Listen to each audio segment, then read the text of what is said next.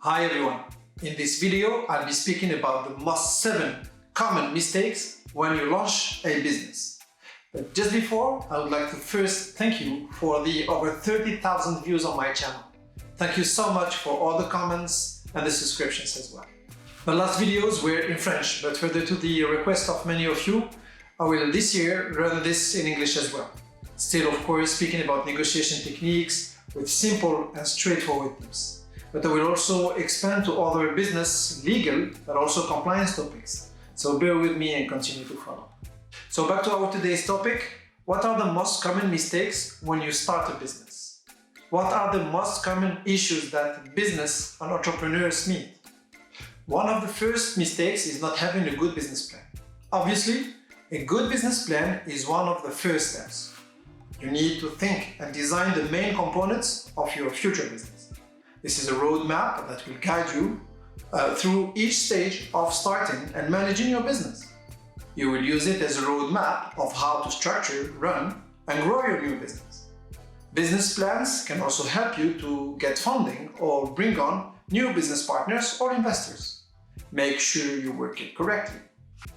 Second issue, the wrong type of corporate entity. A business owner must carefully choose the right type of entity adapted to his business and type of operations. There are so many forms such as the sole trader, the LLC, the partnerships, or even the joint stock company. Each model has its pros and cons with business possibilities, but also limitations and specific running conditions. The choice depends on many factors such as the number of investors, the taxes, the financing, the investment, the risk tolerance and thinking. Third mistake, no appropriate commercial name. Choosing a name is not always as easy as it sounds, for sure. The company name cannot be the same or nearly the same as another registered entity. It can also bring confusion to the consumer mind. For example, if you are using a foreign language, make sure the words do not describe something that is different than what you want basically to express. The name can either reflect the name of the owner, it can be a reference to the type of services or the product itself.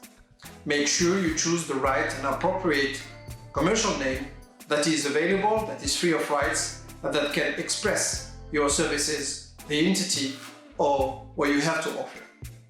Fourth mistake, don't partner with the wrong investors. Now that you have the idea, you have the team, but also the attitude, you need the money to fund your project. Make sure you partner with the right investors, for you but also for your business. So set your criteria and the type of investors you would like. Silent investor, active investor, whatever, there are so many kinds. And keep interviewing the investors till you find the right one. Don't throw yourself and marry to a partner who do not share your goals or ideas. Fifth mistake, not having the license and the permits. Remember that beyond the trade register, or the certificate of incorporation, there is most of the time a need for a specific license or approvals from a dedicated authority that is basically different from a business to another. For example, if you are selling food, you need for sure the appropriate trade register, but also a license from the sanitary authorities. If you are selling medical devices, you also need a special license from the health authorities. These are examples.